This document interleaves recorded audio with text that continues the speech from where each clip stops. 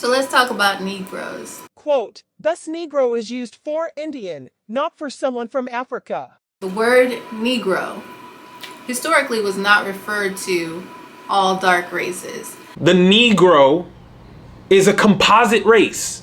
What did Europe know, and when did they know it? You're not even a nigger. You're an African.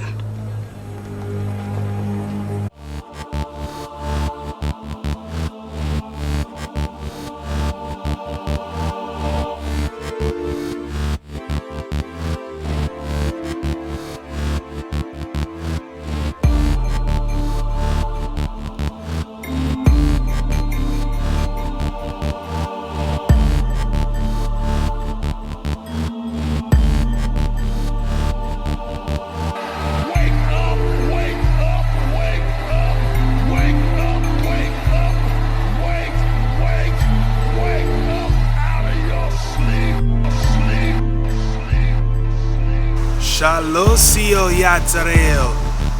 It's your brother, your cousin, your nephew. It's your brother, your cousin, your nephew, Young Aniyunwiyah. reporting live. Reporting live on behalf of the Great Spirit. Aye, I share, aye. To complete your awakening and to let you know that despite what they told you, your righteousness is an everlasting righteousness and your law is the truth, not theirs. Hey you guys, my name is Hiloha Waiyah. I am joining my husband in filming these videos. He's back there like celebrating. But yeah, we have some beliefs that are shared and some beliefs aren't shared. Some of them we just be like bumping heads on. But we decided to come together and, you know, create some content. The vibration I'm on right now is all of the things covered on this channel demonstrate a strong likelihood that A, the Aborigines were black. B, the slaves from Africa weren't ethnic Africans. C, the Aborigines here were kin to the slaves from Africa. D, the Aborigines here and the slaves from Africa were reunited after 2.5 millennia of separation as prophesied in the Tanakh. E, the Negro is a composite race of indigenous ethnic groups and the ethnic groups brought from Africa. And F, we are those people. So let's talk about Negroes. Listen guys, one thing that I do want to make sure everybody understands is that this is not a channel for denying African origins, and this is not a channel for denying indigenous origins. The word Negro historically was not referred to all dark races. And actually the Portuguese are the ones who kind of came up with the term Negro. And Jack D. Forbes, he is one of the most highly acclaimed Native American historians of all time in the US. The possibility that Native Americans were quite commonly called Negroes is very much supported by Portuguese usage. During the colonial period, Brazilian Indians were repeatedly referred to as Negroes or as Negros da Tierra, Negroes of the land. So I bet you're like, Negroes of the land? Like, what land? America. The other Negroes were just foreign Negroes. But let me explain something. The phenotype you see when you look at me is not attributable to the African continent. It was already here. And the reality is the majority of the bloodlines of the people who look like me are of indigenous origin. We should not be asking how many African Americans have some indigenous roots. What we should be asking is how many Negroes in North America have African roots, because a lot of us do not. Y'all, Jack Forbes actually said this several times. Hiloha Nanih Waiyah just read that from an essay. and what she read matches what Forbes said in his 1993 book, Africans and Native Americans, The Language of Race and the Evolution of Red Black Peoples. On page 71, he very simply wrote, quote, "Thus Negro is used for Indian, not for someone from Africa," end quote. However, he also said 3 pages later that, quote, "the Terra dos Negros was defined as lying beyond Libya and the Sahara," end quote. That part is about sub-Saharan Africa being known to Europeans as the land of the Negroes. It was only in America that Negros de Terra referred to Indians, and obviously, that's because if you're standing in America while talking about the blacks of the land, the blacks you're talking about are the ones from the land you're on at the time. The primary distinction between the two classes of Negroes was their continent of origin. It is very difficult to find actual links between you and a person who got off a boat from Africa as opposed to getting off a boat from Louisiana or from the British West Indies. That's what you're gonna find a lot of. If you have an ancestor who was enslaved and did get dragged off a boat, that boat probably traveled the Mississippi, or that boat might have sailed across the Gulf of Mexico, or it may have been some other intra-American route that never involved anyone coming from Africa.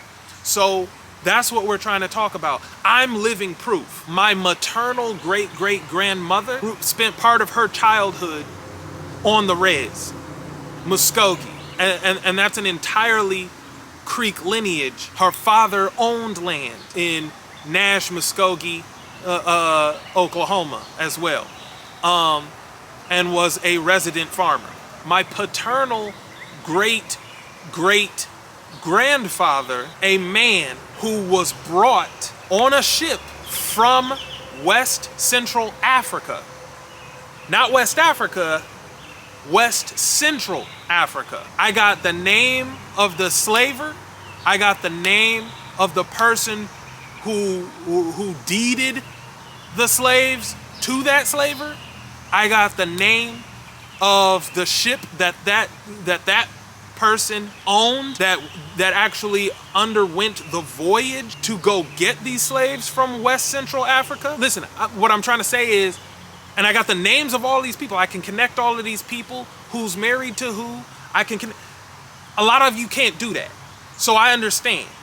But there are some of you who are claiming to be 100% indigenous, and there may be a little piece that genuinely does come from Africa. And you need to be okay with that too. The majority of our people are gonna struggle to find any evidence of that. Sometimes that's not because you don't have an ancestor from Africa. It's just that you can't prove it. And then other times, it's genuinely because you don't have any ancestry from Africa. Some of us don't have any. In another video I already did, I showed you guys 388,747 slaves were actually brought from Africa to mainland North America. Now, is that a large number? No, that is incredibly small. However, it's a real thing, and there are some of us who have that ancestry among us. What did Europe know, and when did they know it? British Puritan minister Thomas Thorogood was an influencer in the Puritan evangelism scene in the mid-17th century. That's the 1600s. And he was among those advocating to evangelize the Native Americans. However, he warned that some or all of the Native American peoples might be unusually resistant to Christianity because they might be Yatzaralim. Now in particular, Thomas Thorogood, the guy I'm talking about, he published a pamphlet in 1650 called Jews in America, or Probabilities That They Are of That Race. Thomas Thorogood was a Puritan minister from Norfolk, England. He's best known as the first English author to weigh in on what we now call the Jewish Indian theory, which of course is the idea that some or all of the Aborigines of the Americas are of the lost tribes of Israel. Spanish and Portuguese thinkers were already a step ahead on this, including Christopher Columbus himself, but Thorogood initiated the English leg of this thought movement. In 1650, he published a pamphlet called Jews in America, or Probabilities that the Americans are of that race.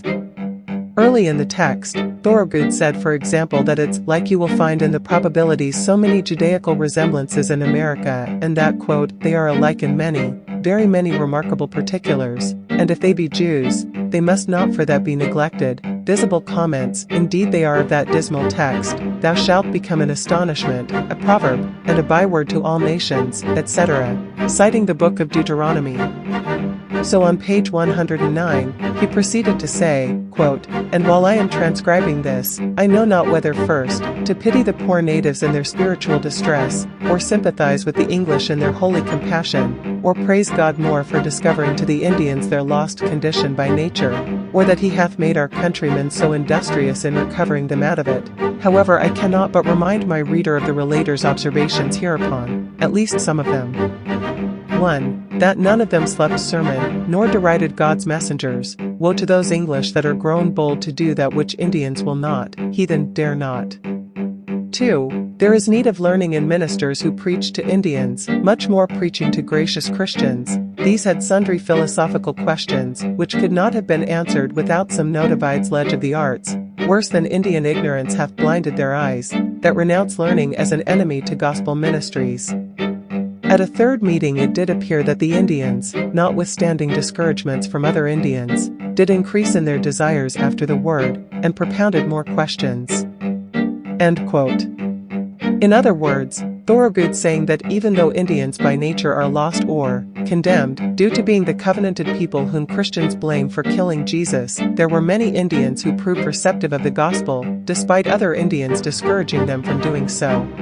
I'll make sure that this reference, this book, is in the description box below. The year 1650, that's when he came out with that book. Fast forward way into the future. Tudor Parfitt was a famous 20th century British historian and author and broadcaster. He retrospectively commented on what I'm talking about in his 2003 book,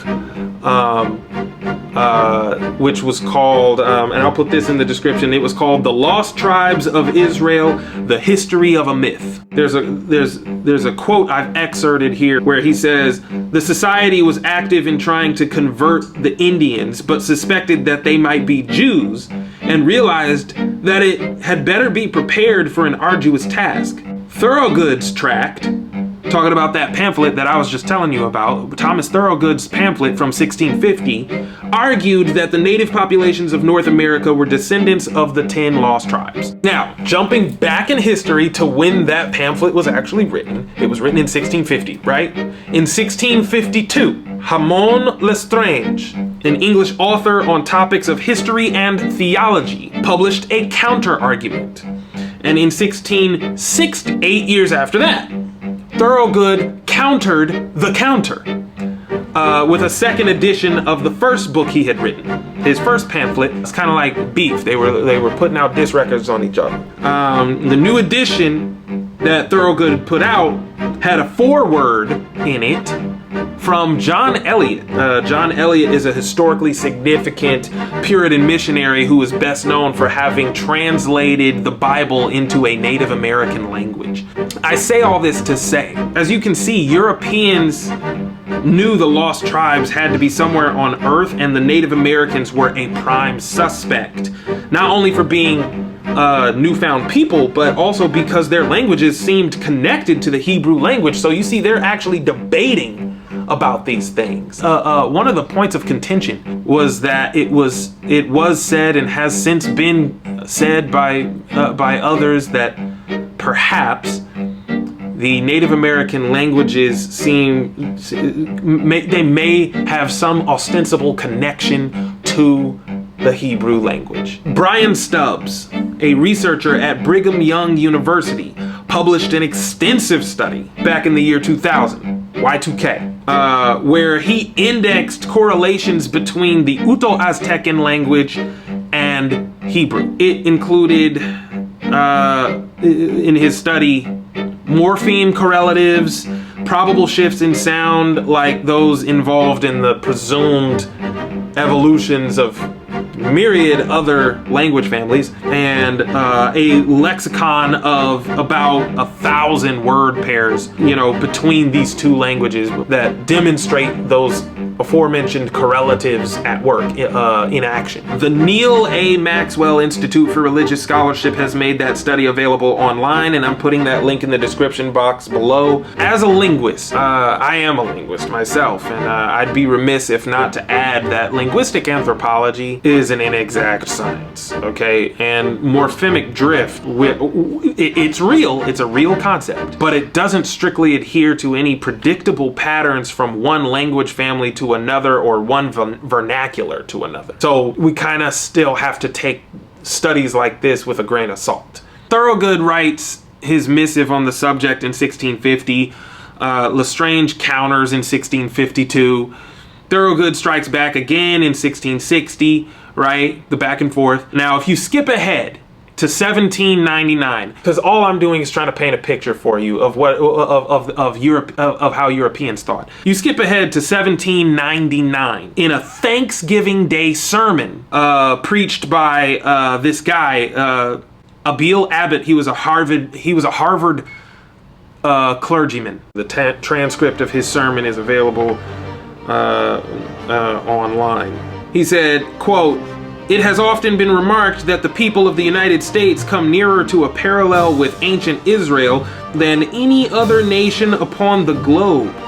Hence, quote, our American Israel, end quote, is a term frequently used, and common consent allows it apt and proper," end quote.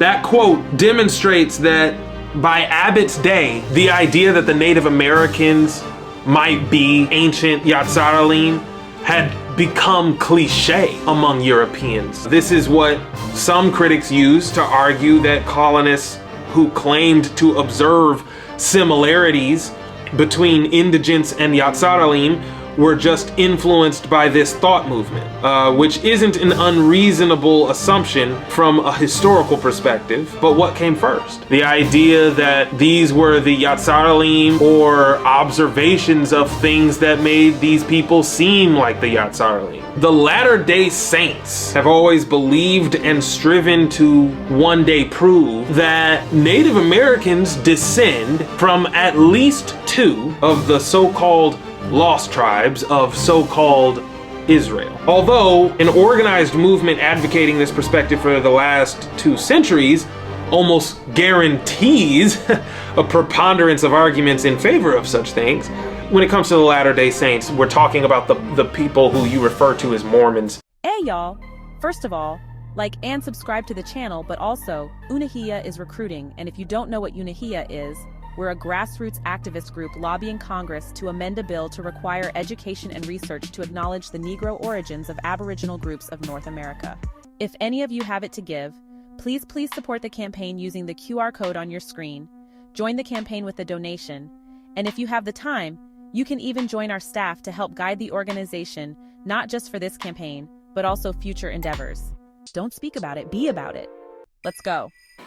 I do want you guys to look forward to our documentary series about race, and that is coming up.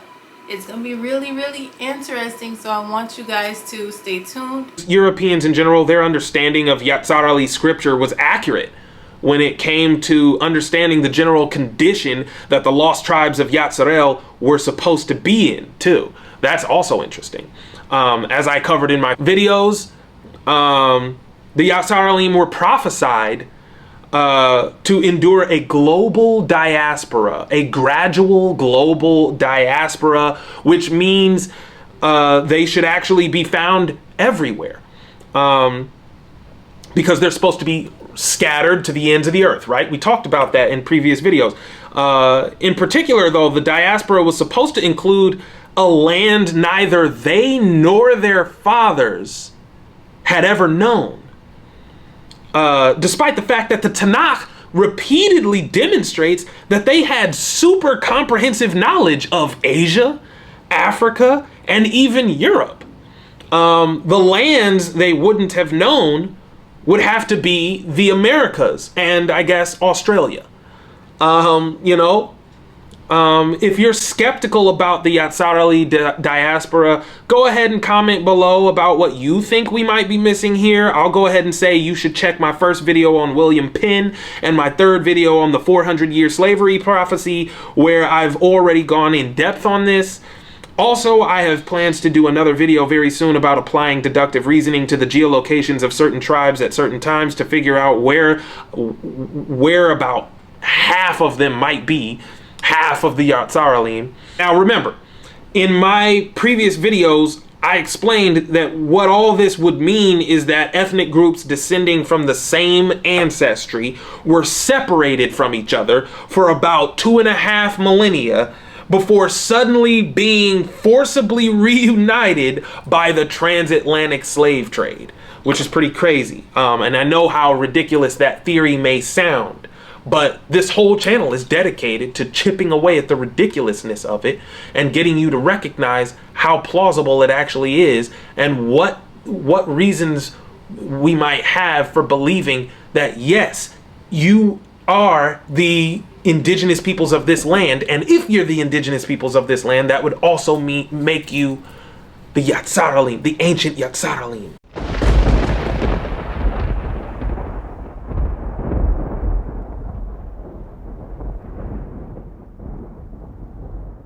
Listen, guys, David Eltis is a name you have to know when you're doing all of this research. David Eltis is one of the foremost researchers of the transatlantic slave trade. And in fact, his is one of the honored names on the Slave Voyages database, because so much of his research builds out the foundation of the data that's on that database, guys. So much of his research made it possible for the Slave Voyages database to even be put together. All right. He and another guy, David Richardson, put together this essay years and years ago. I'm gonna show it to you. I'm about to put it on screen. But listen, they did this essay, and this essay is one of 2 places that David Eltis said something that I'm about to show you. This is not what I mean is this is not the only time he said this. He also said the same thing. What I'm about to show you, he said this in a book as well that he himself wrote. But in this essay, let me show you this. Here's the quote. He says, quote, "On the African coast," talking about Africa here, we're talking about the African leg of the transatlantic slave trade. Listen to me, because it's a real thing. A lot of you are trying to deny that anybody was brought over here from Africa. Stop going ham on that. Stop going ham on that. On the African coast, both Europeans and Africans traded in people that they looked upon as outsiders. What is the significance of that quote? The significance of that quote is that the people who were in Africa and who were enslaved and then traded were viewed by the indigenous Africans as foreigners. That's what you have to understand. They were ostracized because they were viewed as newcomers. Yes, they had been there already for actually hundreds of years. However, they were still viewed as foreigners, because in the grand scheme of things, in the grand scheme of human history, that hundreds of years is nothing. At the peak of the transatlantic slave trade, when the purchase of slaves in West Africa was at its most prolific, a British company published a map in 1747 to help traders locate the peoples whom everyone was selling. The map was made by a man named Emmanuel Bowen, and it was published under the title "A New and Accurate Map of Negro Land and the Adjacent Countries." I know some of y'all already know this map. But those of you who are new to the Hebrew side of our awakening probably don't know about this. When I found it, a copy had just been sold online via auction, going for $300 for its historical significance. And the estimates for sale of the next copy ranged from $370 to $430. Online auction continued for months on the Paulus Swain website. Paulus Swain is a digital gallery that boasts of providing 5 centuries of graphic art for bidding. I'll link you to where this map was auctioned in their digital gallery. This map was published about 20 years after another one almost identical to it was published by Herman Moll in 1729. So it's not like we're just talking about copies of any one map. There were multiple maps being published by different companies, different cartographers, for the same purpose, which was to locate the people whom they would take as slaves. Negro land. Look at this map. Check this out. I'm gonna put this on the screen. Negro land. Negro land is the term Europeans developed in the 18th century, possibly earlier, to describe a region populated by so-called Negroes. Now, we're told this is just in reference to black people. But if that were true, it doesn't make sense that they would carve up a segment of Africa and say, hey, this is the part of Africa where the black people are. We're gonna call it black people land. Think about it. The continent we're talking about is Africa. This means either the continent was predominantly white and we just never realized that Africa was all white, or this term Negro didn't then refer to all black people. Consider for a moment the possibility that the word Negro used to have a more specific denotation because its early uses suggest it did. Even in Africa, whole regions were excluded from Negro. So let me go ahead and show you. 1828, Webster's Dictionary, the word Negro. A native or descendant of the black race of men in Africa. The word is never applied to the Nanih or olive-colored inhabitants of the northern coast of Africa, but to the more southern race of men who are quite black. And this is a salient example of that. Negro land was a region of what Arabs called the Sahel. It's the fattest part of the landlocked West Africa between the Sahara and the Sudanian savannah. Negroes were the target of the transatlantic slave trade. They were viewed as a specific people living in Africa at the time. Not all Africans, not all brown people, dark-skinned or light-skinned, whatever, not all Africans were Negroes. There was a region of Africa demarcated as the place where the Negroes are. If you zoom in on this map at the locale of modern-day Ghana, you will see that Bowen labeled each coastland. He labeled each coastland based on what valuable commodities traders could expect to find for sale or for mining in each place, right? So you got the Tooth Coast, you got the Gold Coast, and then you've got the Slave Coast. That's going from west to east. Don't forget, Ghanaians have as much melanin as anyone on the planet. Ghanaians are dark, even very dark, right? But they're not Negroes, right? I'm just pointing that out. Apparently they're not Negroes because they're not included in what's being referred to on this map as Negro land. The Negroes are apparently a group of people whose region was just north of the Ghanaians, and the Negroes apparently are coming from the slave coast, which was next to the Ghanaians. A closer look shows that Bowen came to know the Tooth Coast as being comprised of the Red Country and the Addos. He came to know the Gold Coast as consisting of the Kingdom of Akanis and the Kingdom of Akambu. And he came to know the Slave Coast solely as the Kingdom of Judah is what it says on the map. On the map it says Kingdom of Judah. That's what was published on the map. This suggests that the British were targeting specifically the Yahudi refugees who escaped Judea when Rome sacked it in the 1st century CE, which explains the trans-Saharan Arab slave trade that began in late classical antiquity and transported slaves from Africa to Rome. This was one of the core settlements that the Negroes developed in their African diaspora. It's interesting because now you have to wonder, is that what Negro was in reference to? The only other folk getting called Negro are the Aborigines over here. And of course, the Aborigines over here got mixed with the slaves that were brought over here from Africa. And now all together we're being referred to as Negro. Now, you look at Zondervan's Compact Bible Dictionary. If anybody who knows about anybody who already knew about the map I just showed you is most likely also gonna be familiar with this.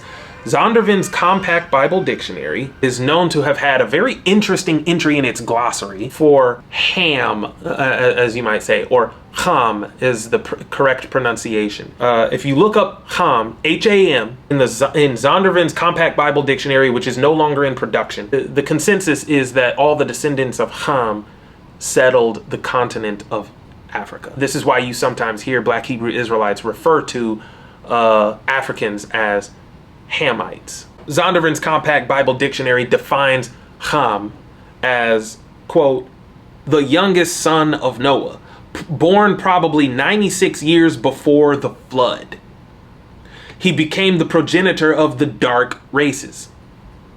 Not the Negroes, but the Egyptians, Ethiopians, Libyans, and Canaanites. Ham was the progenitor of the dark races, but not the Negroes. All the dark races except the Negroes. That's essentially what they're saying. They're saying that the Negroes don't come from Ham. The rest of the people in Africa do, but we know that the Negroes do not. They saw Negroes as being separate from Africans. That's very interesting. The map already singled out Negroes as, for some reason, being not like the people around their region. Wouldn't all of Africa be Negro land? No, Negro was something specific. Now compare everything that I just said about the word Negro to the N-word. The N-word was applied first to the Indians and later applied to slaves from Africa. I'm going to go ahead and read you a definition. A dark-skinned person of any origin in early U.S. use, usually with reference to American Indians, usually offensive. So, I want to go ahead and ask you, did you ever see that 2005 film called Hotel Rwanda? If you did, then you know there's definitely a difference. You're the smartest man here. You got them all eating out of your hands. You could own this freaking hotel. Except for one thing. You're black. You're not even a nigger. You're an African.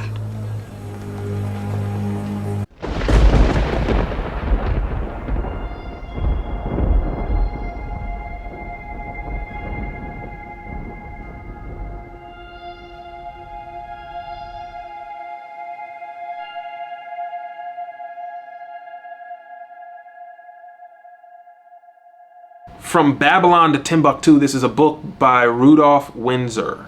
Very interesting book. I'm gonna put a link in the description to this as well. My link for this will actually get you the full free PDF. This book has been out for a long time. Page 84 of From Babylon to Timbuktu. In the year 65 BC, the Roman armies under General Pompey captured Jerusalem. In 70 AD, General Vespasian and his son Titus put an end to the Jewish state with great slaughter. During the period from Pompey to Julius, I'm skipping ahead here.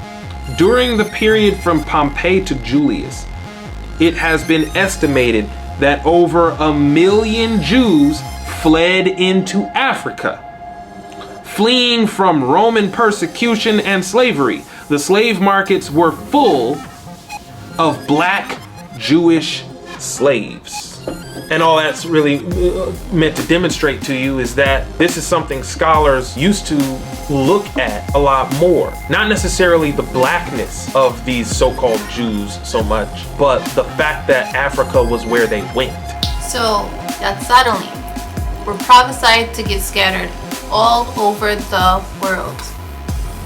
You know, those Israelites that you read up in the Bible. So let's go ahead and read Deuteronomy 28:64. And Yahweh, or Yahuwah, shall scatter thee among all people, from the one end of the earth even unto the other. And thou shalt serve other gods, neither thou nor thy fathers have known, even wood and stone. So there you have it. We're all over the place, all over the world. Isaiah repeatedly identified Yahuwah's servant as either Yaakov, Jacob, or Yatzarel, Israel. Okay, I'm going to go ahead and read you Isaiah 52:13 through 15, and we're going to be reading out of the King James Version. Behold, my servant shall deal prudently. he shall be exalted and extolled, and be very high. 14.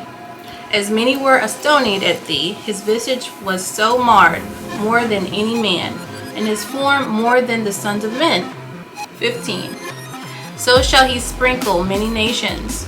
The kings shall shut their mouths at him.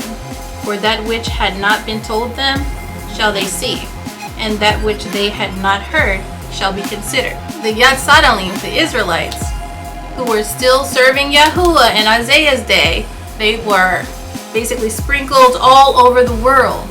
They were that servant that was in that verse. They're being sprinkled all over the world. If you look into, their experiences in Africa, they're migrants. What does this mean? What this would mean is, it would mean that at the turn of the millennium, the last remnant of the kingdom of Yatzarel was destroyed, which forced Yahudi refugees to flee into Africa. And by that time, there had already been several diasporic movements, because the majority of our ancestors were already over here in what we now call the Americas, and had been here for hundreds of years. There's an M.A. Ehrlich Encyclopedia of the Jewish Diaspora, Origins, Experiences, and Culture. And it's interesting what's said on page 454. In this book, on page 454, it says, quote, "The decline of the Jewish communities of the West Africa / Maghreb most likely began with the influx of Arab invaders into North Africa starting in 640 CE, and later into West Africa in the 1300s and 1400s CE. I'm gonna do a separate video in the future tracing several communities to which these Yatzarali clans were traded. Many of their destinations were in the Middle East, because they were put on ships that navigated the Mediterranean Sea. The descendants of those slaves live in communities that have been perplexing to journalists around the world for decades, as Westerners are discovering those nations have black slave populaces just like the ones here. And yeah, they look like us. We're gonna do a video on that as well. Whatever you think of Africans, have a little respect. Consider for a moment the likelihood that they would sell their own people out. I'm not saying that it's impossible. I'm not saying that they wouldn't, but it seems more plausible that they would actually sell someone else, right? Before selling their own people.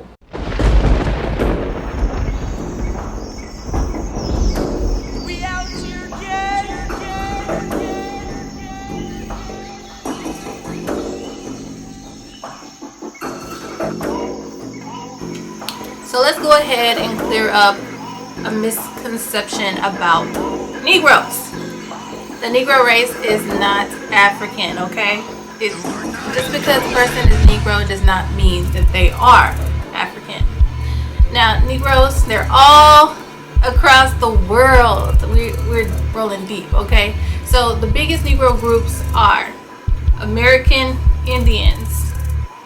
So we have North America, South America, and then we have Central America. And then we have Africans, Australians, and Pacific Islanders. So, I mean, look at that. We're all broken up over the world. We're all over the place. So, that's cleared up.